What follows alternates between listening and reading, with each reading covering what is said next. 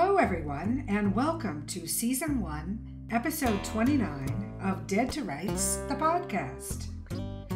Today we're thrilled to bring you our interview with a very funny writer, Mr. Perry Block, author of Nouveau Old, formerly Cute.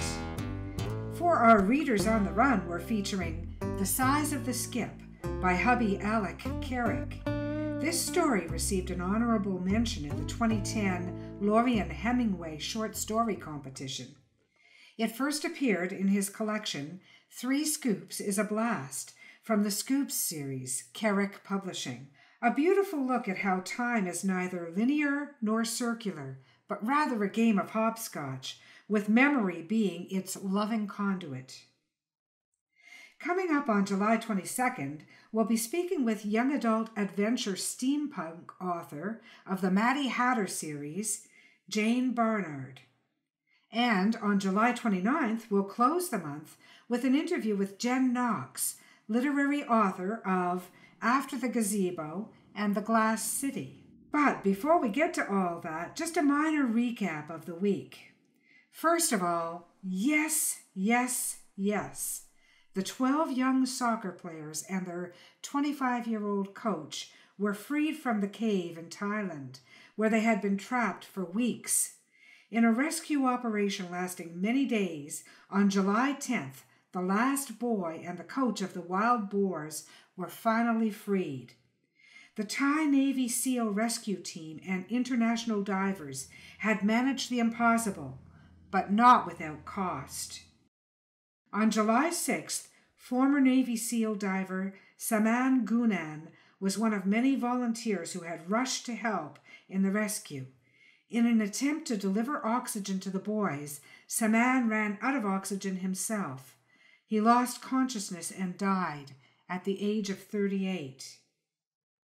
He will be remembered throughout the world as a hero. His death is tragic, and our hearts go out to his family and friends, along with our deepest thanks. Because of the courage and skills of people like Saman Gunan, 13 families were reunited with their loved ones. Our thanks also go out to Coach Aki, a young man of only 25 years, and my own sons are aged 33 and 20, so I know how serious and dedicated these young men can be. He cared for the 12 boys and saw them through one of the most traumatic ordeals they will likely ever encounter. We needed a good news story. I jumped out of my chair with joy when I heard the final diver had exited the cave to safety. For my review this week, I want to go off the rails and talk a bit about the Hulu television streaming series, The Handmaid's Tale. Originally a book by renowned Canadian author Margaret Atwood, this dramatization has been fully modernized, with the lead character Offred/June being portrayed by the one and only Elizabeth Moss. A few words come to mind regarding this series. Chilling, relevant, cautionary, diabolical, and terrifying. But above all, brilliant. The casting, the acting, the costumes, the writing, sets, choreography, psychology. Every aspect of The Handmaid's Tale is beyond reproach in my opinion. Some reviewers may say that Season 2 moved a tad too far into the inner reeds of June's past, but these ventures were necessary to tie the past to the present, to offer the viewer an insight into the current nightmare that was hatched. If you haven't yet encountered The Handmaid's Tale, run, don't walk to Hulu streaming. Please do not give in to the temptation to start with Season 2. This is one series that needs to be binged from beginning to end. And don't forget to take happy breaks. Otherwise, you may find yourself consumed with the parallels between our global current situations and the world created by Margaret Atwood. Believe me, that would not be a good thing.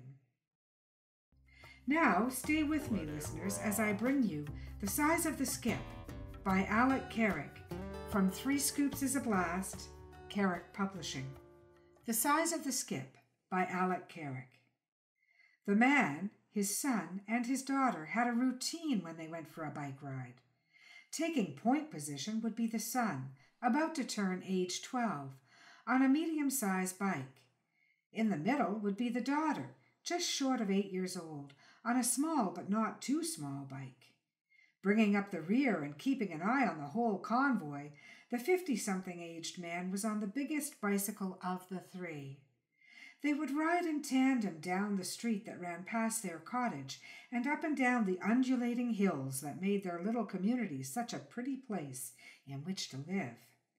White pine, spruce, and cedar mainly hid the oak and maple that came to the fore in the fall when the leaves changed color.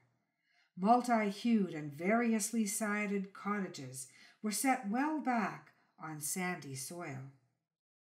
There was one biggish hill they liked to pretend was a monster. They called it San Garganza, for no particular reason, except it sounded like the kind of place where the souls of dead bikers might have made their heads over heels exits. It was fun to pretend they were scared of the place.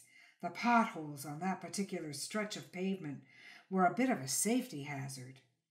Most often, the rides were pure enjoyment, with not a lot to upset the pleasure of the experience. There were a few cars and trucks that would drive past, and sometimes annoyance was expressed when it was obvious someone was driving too fast through what was basically a residential community with quite a few kids. All in all, the man knew his children would remember these rides with fondness when they grew up and had families of their own. It was the spring of the year, and the three of them were particularly glad to be out for their first ride. Winter in the city had been medium harsh, with an average amount of snowfall. The father had been working quite hard, and while he had by no means ignored the children, it was easy to underestimate how much they'd grown up. Leaving their wife and mother behind to attend to some womanly matters, and because she needed time to herself every now and then, the outbound ride from the cottage was uneventful. Including the plummet down San Garganza Hill, the journey took 20 minutes to reach the local playground, with a swing, slides, and other contraptions, such as monkey bars at different heights. They each took their turns doing silly things, including the man, although he did also rest on a bench for a while. After half an hour, they were ready to begin their trip home again. Something about the moment quickly overwhelmed the man. Perhaps it was the perfection. Not purely perfect, but as close to perfect as anything was going to be in this life. Here he was on a beautiful spring day with two of his 3 children, and they were all feeling young and coltish. With age, the man had come to realize that, at its core, the nature of time is illusory. The body is merely a shell to the mind. Memories are skipping stones, with their immediacy undimmed by the size of the skip. It had been only a hand wave ago when each of the children was a baby and needed a good deal more attention than they truly required now. Last year, the daughter moved up a size in bike, and what had been an awkward exercise in balance and mobilization then was now a thing of ease and grace. That was just one of the changes underway on a day-to-day basis in their lives. Time was getting away from him, no doubt about it, and he was helpless to do anything but run with the stampede. He thought back to his own father's far-fetched stories about biking adventures. His father claimed to have ridden for hours to escape the big city on the weekends. There'd be visits to relatives at a farm. It was deemed nothing to pedal 50 miles at a go.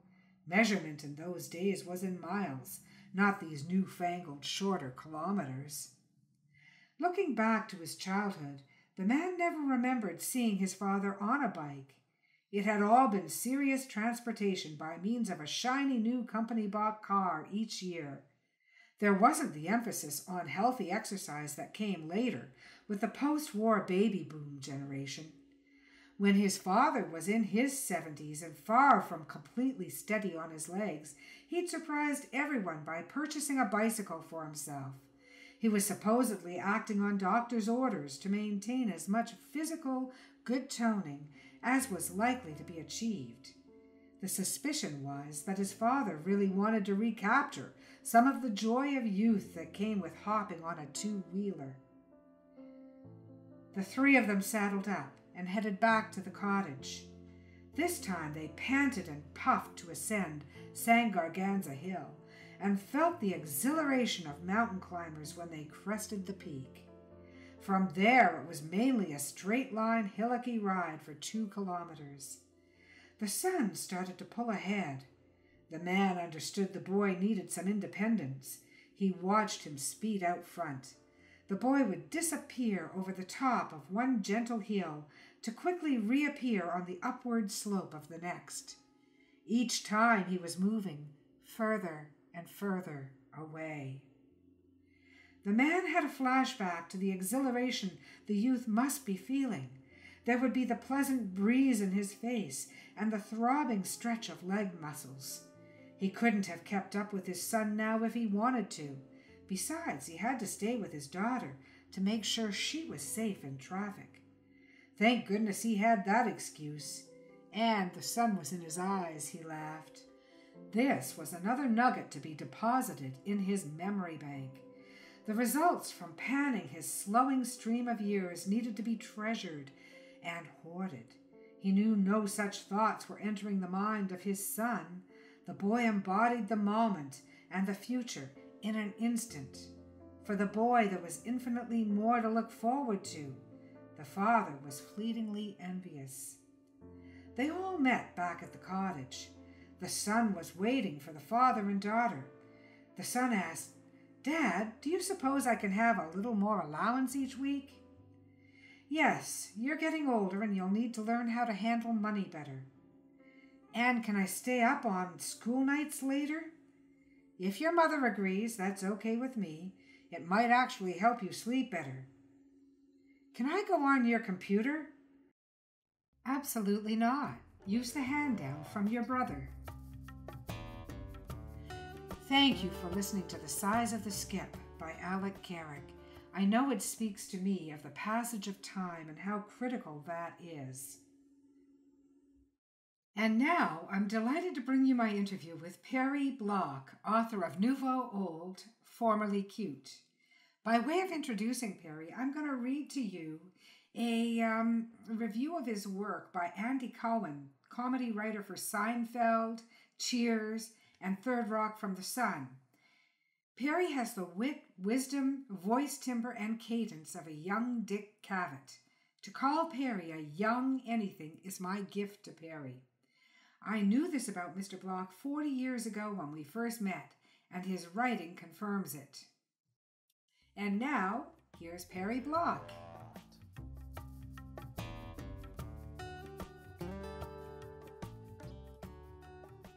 Good morning, Perry, and welcome to Dead to Rights. Hi, Donna. Nice to be with you. Good. Thank you for coming. Now, I was interested in you and in having you on the podcast because, frankly, I like your sense of humor.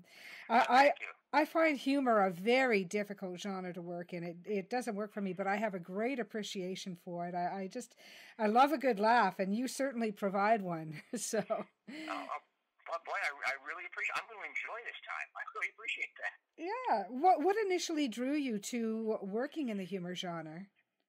Well, as far back as I remember, I was always interested in funny and comedians, and I liked to watch the Three Stooges when I was real little, and anything that was funny was of most interest to me. And I always had a good sense of humor, but nobody knew it because I was painfully shy. Another painfully, and so I didn't share it at all until I was much older.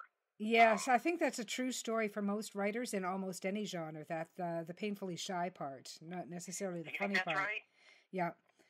And it's only when we start to mature and come into our own that we realize. I didn't raise my hand in class unless I had to go to the bathroom. It was embarrassing, in college seminars. Yes, Mr. Block, can I get the bathroom, please? When I tell really people kept that it I to was myself. painfully shy as a child and as an adolescent, they don't believe me. They really don't believe me. They think I'm making it up. They think I don't know what shy is, but I was. Oh, I know what you mean because we have our moments when people don't think we're shy at all, especially when we can let loose with the comedy. Mm-hmm. And then at other times when they see people like us, and I'm assuming you're saying this was shrinking back, they say, well, what's wrong with you? Yeah. But you can be two persons in one, actually, if you have this. Yeah, exactly. And I think part of it is maturity. I reached a point in my life, I don't know if this is true for you, where I recognized that if I was ever going to come into my own right, it had to happen soon because life doesn't happen forever. We don't have this gift in the long term. We only have it in the short term. Oh, I agree. In fact, that's, although I don't know how stressed this is in my book, it's kind of in there. I mean, I wanted it to be there. My book is to be funny. It's not a self-help book or anything like that, but I try to kind of maneuver towards the idea that, while we're, especially we boomers, are fighting with the idea of being older, I have to realize that the only thing we really have is to just do at a certain point. Yeah. And maybe the things we're always too afraid to do, because that's the only, I am getting heavy-handed here, that's the only immortality we have. And I tried to put that in there without banging people over the heads. Yeah, well, on behalf of writers of a more serious bent, I don't think you were being heavy-handed at all. I think you were being right on the money. Thank you. Now, historically, I one of the reasons I'm always drawn to humor is because I think it allows us to state truths which to us are obvious, but which to other people in the world may seem controversial. It allows us to state those truths in a safe forum and in a way that people can attach to and see things from our point of view, I'm talking about the vaudevillians before the Second World War and some of the great political and economic satire that's been done over the years, Now, I want to make reference to something that you've got on your website, which is called an open letter to Mr. Bezos of Amazon. Thank you. That will be in the McSweeney's next week, by the way, which I'm very happy with, which is kind of a premier comedy site. Oh, that's wonderful. That's great. I find that letter kind of follows an irresistible tradition of laughing at the times we're facing. How do you see the role of humor in any times?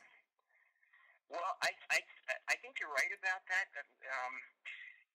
Politics is kind of the great leveler because almost everybody follows it to some degree. So as long as you're not, referencing balance of trade payments and so forth, people all have a sense of it. They all have a sense about how they feel with it. I mean, sometimes it's sports and entertainment too, but I think politics is really the thing now, especially in the age of Trump. Mm-hmm. So everybody relates to it. Everybody has opinions about it, and everybody wants to feel better about it, especially when they see what's happening. So I think the humor enables us to touch a chord that we all feel now to some degree, and hopefully make us feel a little better about it. I did a piece recently, which was about, and I'm going to be a little political here, about Trump blowing up the world. Oh, couldn't happen. It couldn't happen, Perry. I think you're just getting a little far out there now. And he finds Paul Ryan. Mm-hmm. And he says to Paul Ryan, well, Trump's just blown up the world. What do you have to say about that? And Paul Ryan says, very troubling. And then he says, well, what do you mean? And he says, most concerning. And he says, now, don't you think we ought to at least impeach Trump? And Paul Ryan says, well, no, I don't think we should jump to any conclusions at the end of the world. And, it's a way, what's going on there is maddening, and it's a way of laughing at that and making it palatable even while we, feel that rage. Yeah. Because rage kills, it really does, but laughter really is, to be very cliched about it, it's the best medicine. And we know, our scientific selves know that rage does kill, and to be outraged every day the way that many of us are, it's not healthy. Oh, yeah. It's not healthy. Well, you're in Canada, though. You must be relieved every day, though. Oh, no, Perry, come. You're not the first person to say this to me, but if you ask any Canadian, we love the fact that we have our own identity. We're extremely proud of our own identity and our own way of life. But we are also realistic. We have 1/10 the population of our closest neighbors. We are so greatly impacted by everything you guys do, say, think, feel. Your culture is so intrinsically part of our own that when I hear people say I don't have a right to have an opinion because I'm Canadian, you just shake your head. You can't even argue with that kind of thinking because it's so beyond the reality I know. I think you have a right to have every right to have an opinion, just like I have a right to have an opinion about what goes on in Israel, even though I don't live there. Mm-hmm. I have a right to my opinions about that. Of course. But I see that completely, that it impacts you a lot. I just think maybe it's good to be a step away from it and to realize that you have a prime minister with terrific hair. Oh, he's a good-looking one, too. He's even to me, he's cute. Now, Perry, you're old enough that you might remember his father. You might remember his father, Pierre, right? Do you remember Pierre Trudeau? Oh, yeah, that's him, isn't it? No, Justin. It's Justin Trudeau. Well, it's Justin, but his father was Pierre Trudeau. He was our prime minister from about 1968 through to, I want to say, maybe early 70s. And he was most known for having dated Barbara Streisand and for having flipped the bird to other world leaders and reporters. He was quite a character. He was a very intelligent man and a very astute politician. Wasn't he highly respected, though? I mean, an offbeat guy, but highly respected. He was extremely well respected throughout the world, really, Pierre Trudeau. And he was quite well respected in Canada, too. It was one of those things where you either loved him or you hated him, but very few people claimed not to respect him. Right. Well, maybe, and I guess we're getting off topic, or maybe it's because Canada maybe is a little more governable considering its size, but I haven't been in Canada in many years, but I always had the feeling when I would go there that I was in a place where they're doing it right. I like to think that. I like to think that, but I'm worried because we're exposed to the fake news. We're exposed to the Russian bots. I'll give you an example. Perry, if I post this podcast, the episode that I'm doing with you online on every social media site I've got, but I don't boost it, I simply post it everywhere, I could probably count the number of views it'll have on a couple of hands. But if I post one video that is in support of the kids who are marching against guns, all of a sudden I will have hundreds upon hundreds within minutes of views and hateful comments and all kinds of things. And so we are just as susceptible as you are to the bots who are out there waiting and watching for the keywords to jump all over. They're out there. And they're not even friends of mine necessarily, but they're watching for keywords so they can go on the attack. And they hit you right back, huh? They hit you right back immediately, and then they invite their swarm of bot friends to come and do the same thing. Yeah. So we're very susceptible to all of that up here, and we're also susceptible to people who may not be as politically savvy. And I mean, people have a right not to spend their lives glued to the political situations. People just want to live, basically. But, of course, we're just as susceptible to people who may not necessarily know what they're getting into with different things. And so we've got our eye on the politics up here, too. Let's just put it that way. It's very easy to get drawn into disputes with people that you don't even want to, but someone says something that makes you so mad and you fire back and they fire back, and then I think, wait a minute, I want to be funny here. Exactly. This isn't my calling to be threatening to kick a guy, where because he likes Trump. Yeah, and it's so seductive to get into that because you get so mad. Sure it is, but I have a policy that I just don't engage with them because I really truly feel that they're just watching for keywords and going deliberately on the attack, and I won't engage with that. They're not really friends who want to debate or anything like that. If they were, I'd have a little more tolerance. I have some friends who come onto my page and they'll debate, and I know them. I know that they have good hearts. Yeah. I know who they are. They don't have to agree with me on everything in order for me to like and value them. Right. But there can be constructive dialogue. Sure. They're not going to convince anyone, and they're certainly not going to convince you. And they're legitimate friends who really see my post because they're friends. and are responding in that spirit, as opposed to the hundreds and hundreds of bots who suddenly swarm and attack on the slightest thing just because they're watching for keywords, you know? Yeah, I guess that's right. Yeah, Twitter and Facebook and everything sure has changed in the last few years. It really has, and yet we really need the social media. I mean, I ask a lot of authors that I talk to about how they've used social media to reach out. I know you've got a very good reach. You've been able to develop a really good reach on social media, and part of that has been your association, I think, with Humor Outcasts. Is that right? Yeah.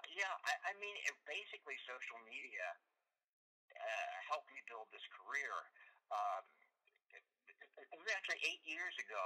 I had worked for a number of years at a job at the Human Resources, and the job went away, and I was going to get another job, but I had some family commitments and so forth, so I really didn't have the liberty to be out and about. And I just went on Twitter. I didn't even really know anything about Twitter, except I thought it was kind of a silly word, Twitter. You know, it doesn't sound very adult that everyone's on Twitter now. But yes. I went on to that, and I had read that someone had gotten a TV series through Twitter just by putting up funny lines. And so I started doing, I didn't think I would get a TV series. I started doing that. People started liking it. People said, did you write a blog? And I didn't even know what a blog was. And I started writing a blog just because it rolled along from the suggestions I got. And I was not even on Facebook. And I thought, well, Facebook's probably just for people with their best friends. You know, I thought that was like letters from home. Yes. And I went onto that, and I saw that was something more. And I actually found it easier to connect with people on Facebook ultimately than with Twitter, which I didn't understand. So I had Twitter, I had a blog, I had Facebook, and I hadn't planned to do any of this. I'd written some humor in the past, but I didn't plan to begin doing it again now. And then I got associated with Humor Outcasts, which is a site run by a woman named Donna Cavanaugh, who is a publisher, and she publishes indie authors, mostly humor writers, but plenty that aren't humorous writers as well. And again, I thought, I'd really do a book, because it was step by step. And I thought, I never really thought I would do a book, but she encouraged me, and so I had all this, my empire. I thought, why not do a book if it doesn't sell really well? I have it, it's an experience. It's an experience either way. And for anyone who is not familiar with Donna Cavanaugh, I think you should look her up. Humor Outcast. She's just a wonderful lady, really, isn't she? She's great, and she inspired me and encouraged me. I can't do it. I don't know if you know that song from the producer. I can't do it. I can't do it. I can write 50-word pieces, but that's not a book. But as we looked at it, my book is made of short chapters, but each one is an experience or a reflection or an event, hopefully mostly humorous. And so I took some of the better ones that were in the blog and wrote new material and kind of put it in an order and a sense. I mean, because I had, and they're not all pieces about me and being a boomer. Obviously, there's politics, there's entertainment, there's book parodies, there's all kinds of things. I'm very proud of my book. This is in the book, Metamorphosis, the musical. Toe tapping, many toes tapping delight. Hundreds of toes, I think. And I put it all in a kind of sequence, I believe, which sort of follows my life and my experiences with my son as he got older, plus the other humor, and kind of made sense of the disparate elements of the blog. And I'm very happy with how the book came out. I don't think it's going to be a New York Times bestseller, but I feel like I did add another step in terms of both exploring the character.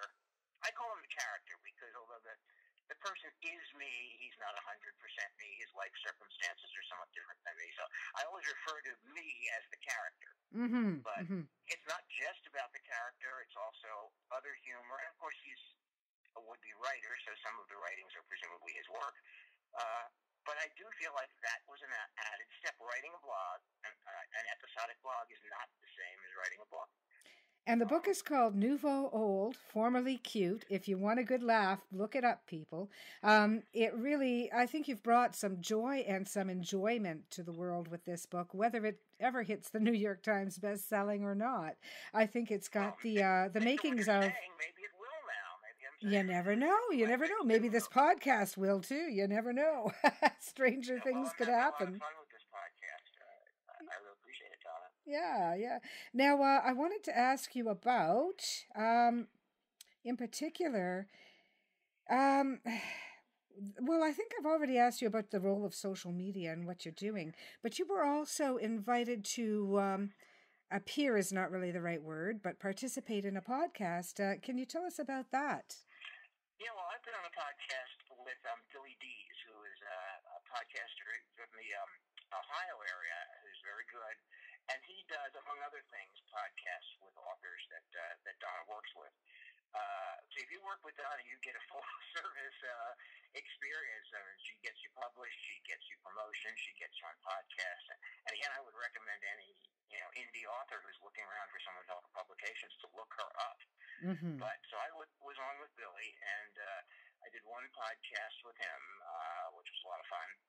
And then I just did another with another writer, another one of Donna's writers, Molly Stevens, who has an interesting boomer-oriented book. We're not all boomers with Donna, by the way, and that was fun as well. So I really enjoy. I guess I enjoy talking about my work and a little bit about myself. Although I tell everybody I'm so self-effacing, and if you read my humor, it's very self-effacing. It is. It's very self-deprecating, and that's one of the things I find charming about it, really.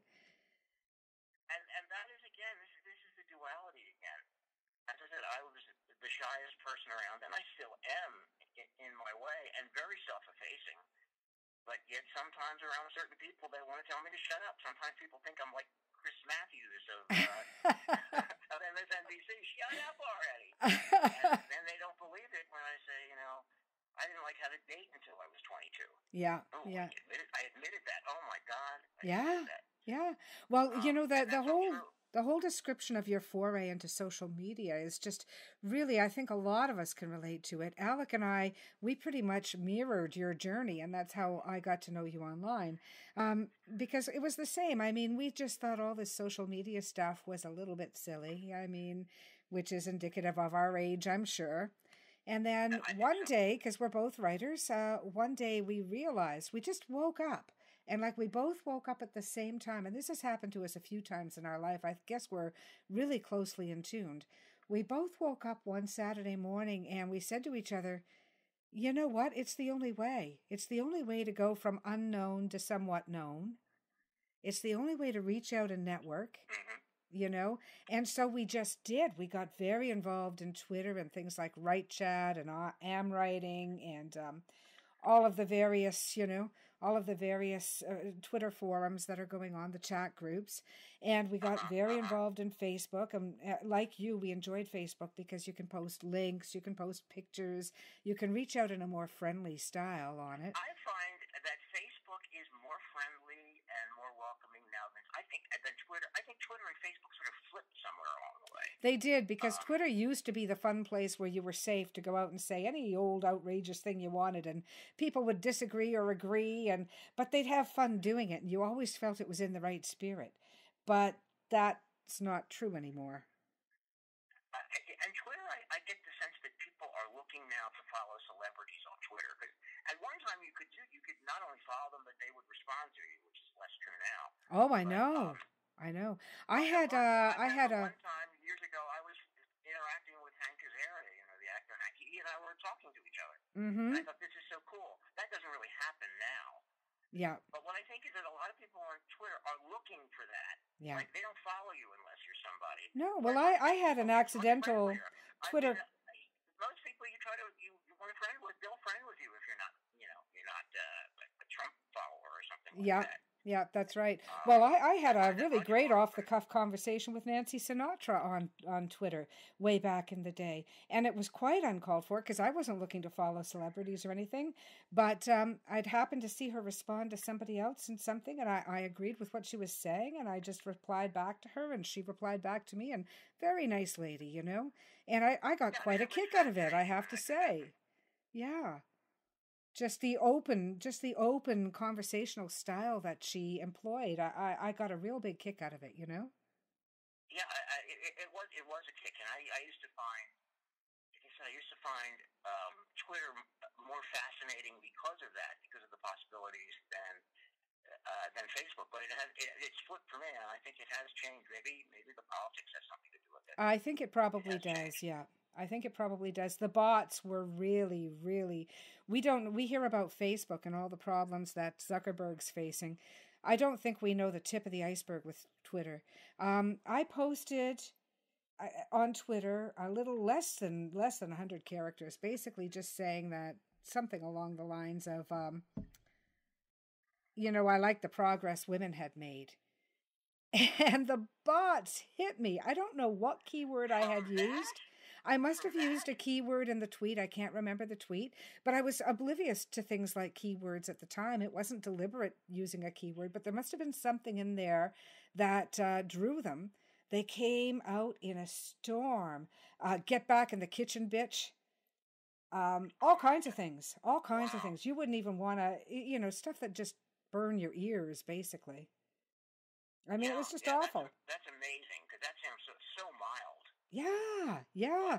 I don't remember what the keyword was, but I realized later when I went back and looked, because I don't engage people like that. I just block them immediately. I'm not looking to hurt anyone, and I won't allow people to step on me either, Yeah, but there's just, who are these people?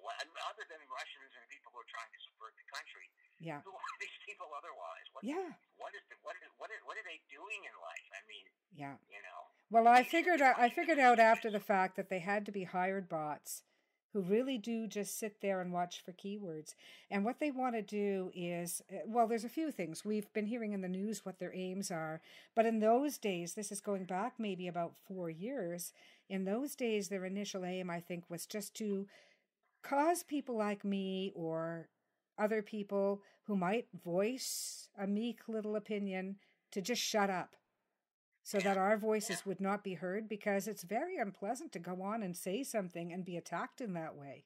Yeah, and this could have all been part of the, master plan. It's all could have been a part of the Russian or whoever bots to change our country. Sure. Even the early step, I believe anything is possible now. Oh, yeah. And when you study the psychology... Sorry, go ahead. When you study the psychology that they were using, what Cambridge Analytica was using was how to change people's opinions en masse by making you believe that opinion is already in place. Mm-hmm. So they make you believe that this is already a popular way to think, and so you jump on board. Absolutely, the way Nazis came to power, done in a modern way. Mm-hmm. To change your thinking, and we're really getting off on a serious tangent now, but I believe that, they came to Trump years ago because he was perfect for them. Yeah. A naive guy who thought he was the greatest guy in the world. Yeah. Who was well known to begin with. Yeah. Who was easily manipulable. I think this is all going to come out. I do too. So I could believe that years ago there were bots to set this up. Yeah. Oh, yeah, these things are always under some grand design. They really are. And I'm not a conspiracy theorist. I'm really not.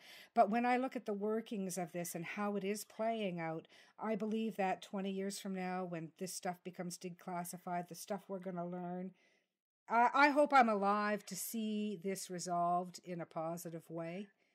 I don't know that I will be, but I hope I... The situation resolved in a very negative way for Trump, and we're really getting off the subject of entertaining people. We are. I can edit out as much as you like. Don't worry. It is really important because, I was just thinking, we were talking about how there seem to be silly aspects to social media when we, the somewhat older people, started on it. And as I said, the word Twitter to me sounded like a child's toy. Yes. I thought, what is this Twitter? It sounds like, I got you Twitter for Christmas, Bobby. Uh-huh. Yeah. So I thought that was silly. And then, I literally didn't know what the word blog was, but I did know one thing. It's got to be the ugliest new word. If we didn't inherit this word from the Middle Ages, we made it up. Yes. Blog. What are you doing? I'm blogging. Well, I hope you feel better. Yeah, soon. And then we extended it to vlogging, just in case so you... I'm tweeting, I'm blogging. I mean, it sounds like I should be in a hospital. Yeah. And I guess this is sort of the strange new world where things that don't sound serious to we older people are serious. Yes. If that makes sense. Yes. And that brings me to what my husband always says. You either can join in or become irrelevant. Those are your choices as a boomer. And I choose to join in, and I may still be irrelevant, but it's not going to be for lack of trying to be part of the modern world. And as boomers, and as this is a big part of my book, I don't want to. When I first went on to Twitter, I was looking for fellow boomers who were doing humor because I wanted to see what was there. And at that point, this is not true now, you didn't find much. And when you found boomers tweeting, it was about, brace your age, the best is yet to come. You're older than you feel, all that corny stuff. And I thought, that sounds right, but I don't feel that way. No, it's hooey. It's really hooey. And so the character pretends to, tries to fight the battle and tries to act as young as he can for as long as he can. And of course, it usually screws up. I mean, some of it is just good comedy. Mm-hmm. He tries to go out with a woman who is not in his generation and tries to introduce her to Steely Dan, and she wants to see Ariana Grande. Yeah. And I enjoy doing that. I suppose if I had him succeeding, first of all, it wouldn't look right, and it would be sending the wrong message. But it doesn't mean you don't try. Yeah. I mean, you got to explore all the aspects of it. I mean, I can tell you, I'm a big believer in just keep moving forward. But I can tell you that there's days. We were watching something on TV the other day, and the bad guy, the bad character, had become. You know how they'll make the image suddenly monstrous of this person. So this monstrous guy was injured, but he was still alive, and he was coming back to get revenge, and he was creeping over the precipice, and all you could see was just his eyes, and his whole face was kind of this molten gnash of ugliness. And I turned to the kids and I said, "That's Mom getting out of bed in the morning." What's that? I'm sorry. That's Mom getting out of bed in the morning. Oh, that's terrible. That is terrible. I know, but they got a good laugh, and you got to laugh at your aches and pains, You just got to laugh. Did you say that, or did your kids say that? No, I said it. They wouldn't say something like that to their dear Mom. I would send them to bed with no supper. Exactly. That's right. Said that about me. Something I think about in the movies, too, I think this is a boomer thing. Let me know what you think, Donna. We, we're the youth culture, so we were socially generally very liberal and open-minded to new things. So we do have that as part of our character, and I think that's why, a lot of boomers embrace the new cultures and the new thinking in a lot of ways. But also, I lived in the 50s also. So I remember when Dick Van Dyke and Mary Tyler Moore couldn't sleep in the same bed on television. And yet now, anything goes. And anything goes. And when I was a kid, and more going was great. Wow, you can see women without the clothes on and all that. But now I'm very straight-laced about that stuff. I still have the social liberalism and, open to new ideas. But some of the, basically some of the movies and even the language, which I freely use, turns me off now because I still have another foot in the 50s, which tells me this is too far. Yeah. So we find it, well, especially... I always say we're a cross between the 50s and the 60s. So we're socially liberal, but I don't know, societally conservative? Does that make sense? Maybe. I know that we've had problems with these things over the years, especially when the kids were younger. They're older now, thank God. But, we put on what should be a nice, innocuous family show, something that we're all going to enjoy watching together. And the opening scene would be a graphic sex scene between two illicit people who are married to other people. And I'd turn to my young daughter at the time, who would be covering her eyes with embarrassment, and I'd say, well, thank God they got that over with. I mean, now we can watch the show. I draw shopping. My kids will skip right over. That's not interesting. Oh, my God. If Dad had this on when I was 18, I would have never left the house. Yeah, I've seen that.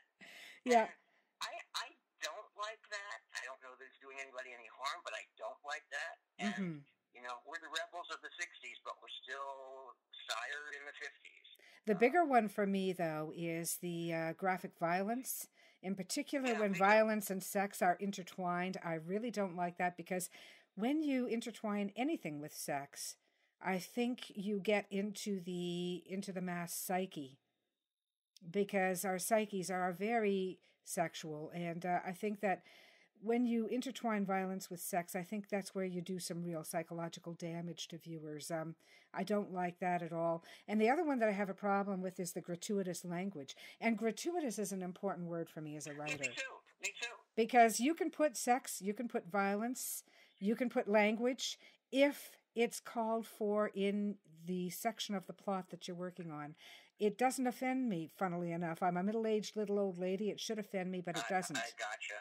But when it is clearly just there for shock value, or when it's passing for humor, oh, please, tell me a joke. Don't just curse at me and expect me to find it funny, because to me that's insulting. I will certainly use the F-bomb in my work when I think it's appropriate, because sometimes the joke is better with than what the hell. Sometimes it just works better. Yeah. And sometimes you need to be graphic.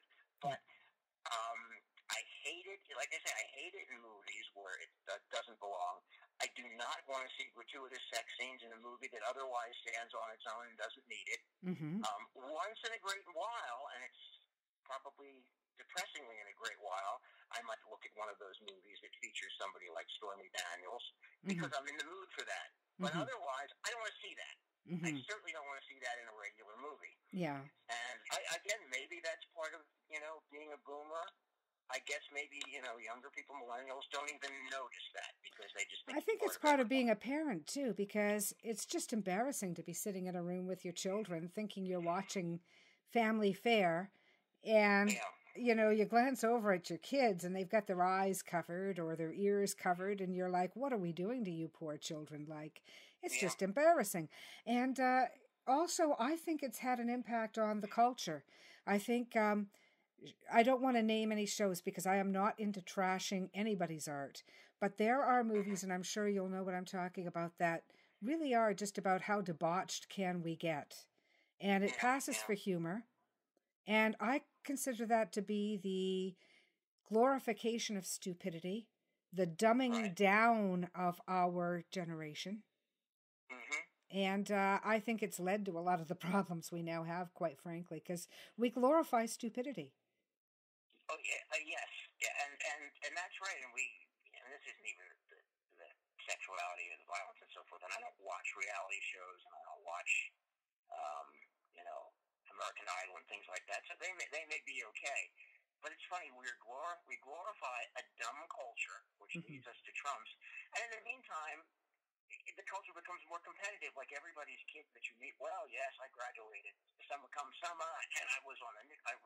And I take it into graduate school. Oh, I know. I wouldn't be young again for anything. We have an America of achievement floating in the middle of a dumbed down America. Yeah. And it seems like we have a very schizophrenic culture now.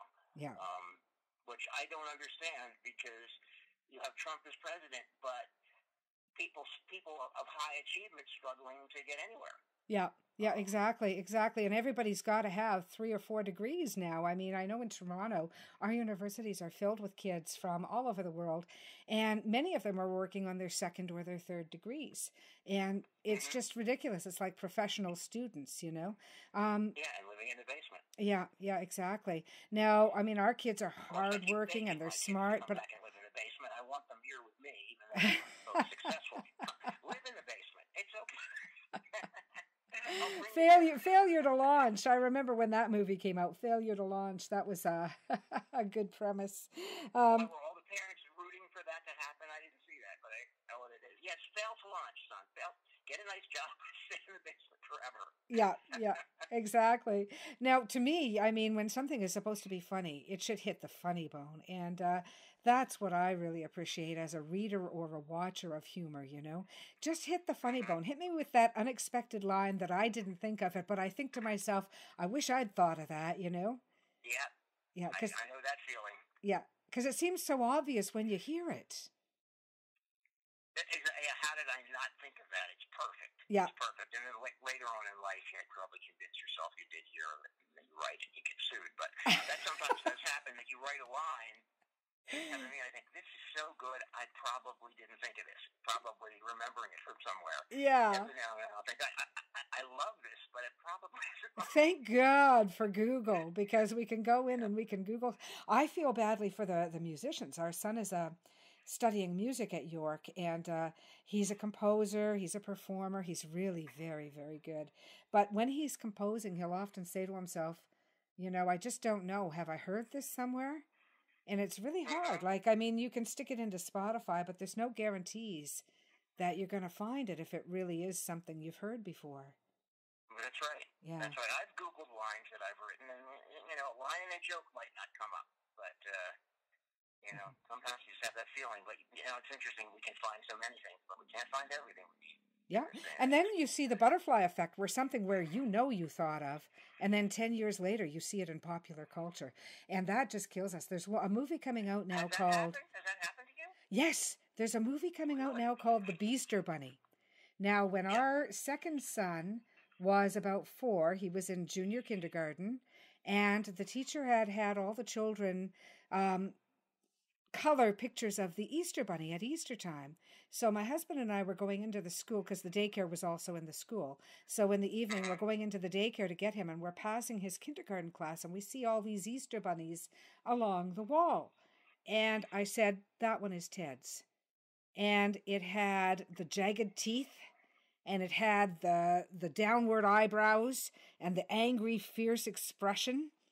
And we said, we know that one's Ted's. When we pick him up, let's ask him which one is his. Sure enough, that was the one. And ever since then, we have done, up until a couple of years ago, we did an annual event called the Beaster Bunny online, where we would have Alec, myself, the kids, we would all draw outrageous pictures of the Easter Bunny, try to make them as unique as possible, and then we'd go online and have people vote on them. The best Beaster Bunny from the Carricks. Okay, so you really had it out there. We really had it out there. And now all of a sudden, and actually Alec liked it so much, he wrote a story called The Beaster Bunny and posted it on his blog. And now suddenly we see this movie, and it's probably just quite a coincidence, but then in the back of your mind, you're wondering, is that the butterfly effect? Like, yeah. You just don't know. I'm going to have to sue someone. I'm kidding. I'm kidding. Get that Michael Avenatti. Exactly. So what's his number? He's so demand.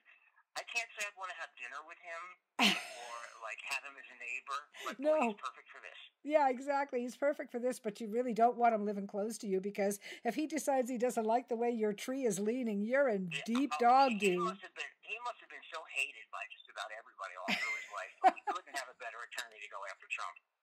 This is it. You got to pat Stormy Daniels on the back. Just pat her on the back. Yes. And thank her for hiring that guy. Absolutely. Pretty much, I see him more than members of my family now. It's like Michael Avenatti. I feel like he and I are vacationing together. We're always together, but he is the guy. He is the guy. Absolutely, I love watching him. He never shuts up, though. It's so hard to get him off, because he just never stops. I haven't seen him with Chris Matthews yet. I'd like to see those two together. That'd be a real battle, eh? A real battle of the verbiage. The Philly Flash, and there's Connor, Michael Avenatti, everybody's favorite obnoxious attorney. Yeah, and all you need is a ring and a pair of gloves, and. But anyway, I don't know about your experience. I have not had that, but no. Well, I'm not a litigious soul, really, so I think the world is safe from my coming after them with Avenatti. Yeah. Well, look into it if he's ever free. Look into it. Yeah. It might be fun. You never know. It might be like one of those, one of the 7 sacraments. Something you should do before you die. Hire Avenatti and sue someone. I just about know what the 7 sacraments are, but I did get it. So I guess it's been an interesting trip for me through all of this. As I said, I've written humor before, off and on. I've been in a sort of comedy group that I had set up in human resources. So I had done writing and comedy before, but never in a real applied fashion as happened here. And I basically fell into it because of social media. And what would your advice be to anybody new coming into the humor genre? I know you've already given a couple of tips, but what would your primary advice be? Well, I would say if you're trying to write I would say is don't be like me. Don't think about it for years and fantasize about how funny it would be. And if you just sit down, just push yourself to sit down and do it. Because the internet does provide tremendous opportunity. When I started doing it, it was when you had to type on a typewriter and send your piece to different newspapers and send it a self-address and all of that. And boy, that was cumbersome. I mean, that's kind of why I didn't keep doing it, because I used to do draft after draft of things and so forth. And people today don't understand what that means. Yeah. But now you have the internet. Now you can write something and put it right out there, which really changed the equation. Yeah, and then you can edit it based on what you see or what feedback you get. I mean, it's amazing. You can immediately send something out and get feedback and meet people. Yeah. Who will look at it. You can do that fairly quickly on the internet. So don't sit. There's no reason now to sit around. There never was, but especially now, don't sit around. Yeah. Try it. Expect the first things you write to be terrible. Even if you're the funniest guy in your crowd, it's different to write it and to speak it. You will certainly overwrite it. You'll have too many words. It'll be too long. I still see that in my work, as well as many other humor writers who are funny, but they kill it with too many. I can look at a piece and see if the first paragraph is 5 sentences, they've blown it already. Yes. Or as my husband always says, that's really funny once you explain it. It really, it's tighter, always tighter. Yeah. Every now and then it gets too tight, but always tighter. If you have a friend, if you have a comedy buddy or a humor buddy to look at it with you, that's great. I used to serve that function for a friend of mine who is a comedy writer, or did earlier in his career. Was the line funnier this way or this way? Should this line come out? I mean, you go through it piece by piece like that. Yeah. And just keep doing it and doing it. And for one thing, you're going to know. You may find out that you prefer just being the funny guy in the crowd and you don't want to spend your time writing it. Or you may find out that you do like it and you want to keep doing it. And if that's the case, keep doing it. You can establish with a blog your own platform and see how it goes. Yeah. And the other thing I would add is, and this is, I think, try to develop an identity. Because when I started and I was writing primarily about the character and other things, a couple of people advised me, drop the aging boomer thing because that limits you, and just be Perry Block humor writer. And I thought about that, and I said, no, I have to have an identity. Perry Block humor writer could be any, and these were writers who advised me. Yeah. And my view was, no, I have to have an identity. Now, some of you might say, well, you call yourself this. People don't know that you write about other stuff, but I feel you need an identity. You need to be who you are, for sure. You're not just a shapeless writer. There may be people who disagree with that. No, but you know what, Perry? I mean, it's rare to talk to somebody who has the courage to be who they are. And what you're saying about hiding from ageism, really, is what they're advising you to do. They're advising you to hide from ageism by taking out the aging boomer aspect. But it's the same thing that professionals tell women. I should be Dee Carrick. I should not be Donna Carrick. And I have refused because I am Donna Carrick. And I'll be damned if the only way I can sell a book is by pretending to be a man. It's not going to happen. That's ridiculous. Do they still say that? They still do. They still do. And in fact, I have many very dear friends who write under their initials for exactly that reason, because they were advised by agents or publishers or whomever that the only way to really sell in their genres, and I write in the crime genre, so many of my friends are in the crime genre, and the only way not to be seen as a cozy writer or an Agatha Christie is to pretend that you're a man.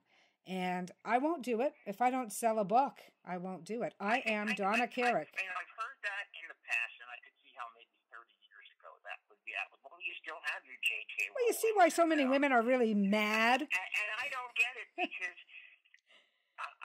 all that does to me is mystify the image of who's writing, and you want to know who's writing. Yeah. I think I want to know a little something about the person who's writing, and their gender is part of that. So, and I understand it, because when you look at many of the top choices on critics' lists, like the big newspapers will come up with their annual list of top books. I was outraged this year. A lot of my favorite writers, good friends, people I know, both through going to conventions and through social media and through professional networking, they made the list. I think there might have been... I don't think there was even one female writer this year on one of the big lists that we all look at here in Toronto. All people who used their initials who did not. No, there might have been one woman, but if there was one woman out of the 10, I'd be surprised. And I remember, because I talked with Linwood Barclay about this, who is one of my favorite writers. I really enjoy his work, and he's a great person, and he's a great writer. And he had made the list, and I was so pleased for him. But when I looked over the list, I didn't want to be sour grapes to him. I hate doing that. But I had to say, I'm thrilled that you're on the list. You deserve to be on the list. But where are the women? And he said, yeah, I know, Donna. I noticed the same thing. So there were actually no women. There were no women. There were no women. There were no women. It was horrible. Of a top 10. And, at least 3 of the writers who were on the list absolutely deserved to be on there. I am not being sour grapes. I would not have displaced those 3, and Linwood's definitely one of them. He deserved to be there. I've read every book he's written, and I've enjoyed every book he's written. But that's 3 spots, and the rest could have been questionable. There could have been female writers that I've read that I would have wanted to see on that list. Do you think that that's unique to the crime, mystery genre, or do you think it's still universal? I think that when people look to crime, they think of female writers as cozy writers, and I am not a cozy writer. I write literary thrillers. I have a humanitarian aspect to them generally, but they are thrillers. And I know many women who write exceptional crime thrillers. And a lot of the women that I see online, they still use initials for that reason. Yeah. Real briefly, I had a while back been friendly with a woman writer who was using initials, and she had a particularly beautiful first name, which I won't say because I might be identifying her to somebody. Yeah, and we don't do that. I said, you have a beautiful first name. Very unusual. Why aren't you using that? And she sent me the same thing about you have to use initials. And then I noticed several years later, I wasn't in touch with her. I clicked on her and saw she's using her pretty first name now. Mm-hmm. And I can't imagine that would hurt her.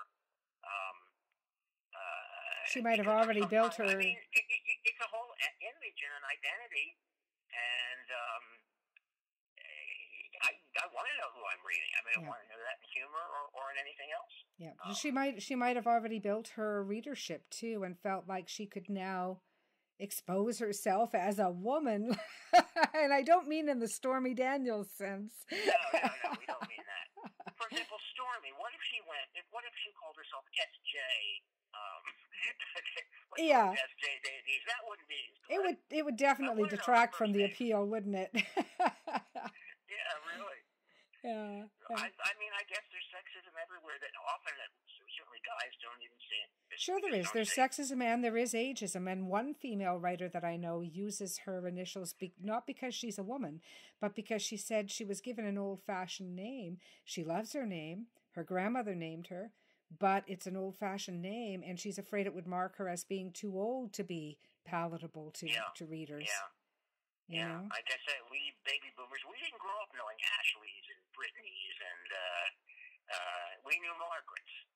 And it's just, those kind of names. Margaret Lawrence, Margaret Atwood, Margaret, absolutely. But they identify your era. Yeah. Well, Perry, it's been a real... named Ashley, I know she's too young for me to date. She's too young for me, too. Way too young for me. Anyways, Perry, it's been a real delight having you on. This podcast needed a good dose of humor, and I appreciate your giving the time to come on Dead to Rights. Oh, it was fun. Yeah, it really was. I've listened to some of your podcasts. I enjoyed the story that your husband wrote in the first podcast about time. Oh, he's going to... that kind of hit some of these issues as well. Yeah, he's gonna enjoy hearing that. Thank you, Perry. I'll tell him that. I'll pass that on. Talking about the stars that we remember in their prime, and and then suddenly we hear they're not around. It ties into a lot of my thoughts. Yeah. Well, he's a very special guy. In the book, but I hope subtly, because I just want people to laugh. Yeah, exactly. We all have a serious side to us, but at the end of the day, as a humor writer, I just know it's got to be gratifying to you when you get a laugh. And I can honestly tell you that your work has made me laugh, so thank you. Oh, thank you very much, Donna. I sure appreciate it. I want to thank Perry Block, author of Nouveau Old, Formerly Cute, for joining us today on the pod. You can find Dead to Rights at deadtorights.ca or at our Facebook page. Our Twitter handle is at deadtorightspod. We'd love to hear from you at carrickpublishing.com or at our Carrick Publishing Facebook page. You can find me, Donna Carrick, on Twitter at Donna_Carrick or at my website, donnacarrick.com. You, of course, can find my husband, Alec Carrick, at his Twitter handle, at Alex_Carrick, or at his website, alexcarrick.com. Join us next week when we're going to rub shoulders with Jane Barnard, the young adult adventure author of the Maddie Hatter series. Our Dead to Rights theme song is Eyes of Gold, composed and performed by Ted Carrick, who also brought us the original story scoring music for this podcast episode. Thanks for joining us. See you next week.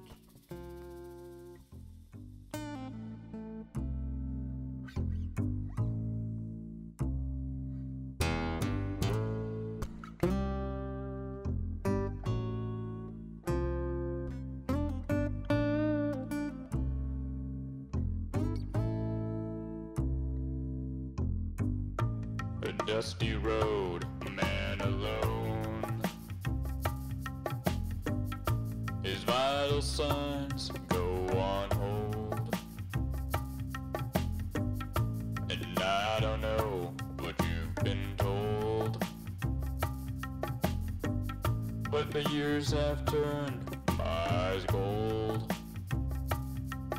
And I told you what you told me, we'd never be in the same boat for free. Yet it rides, let it ride.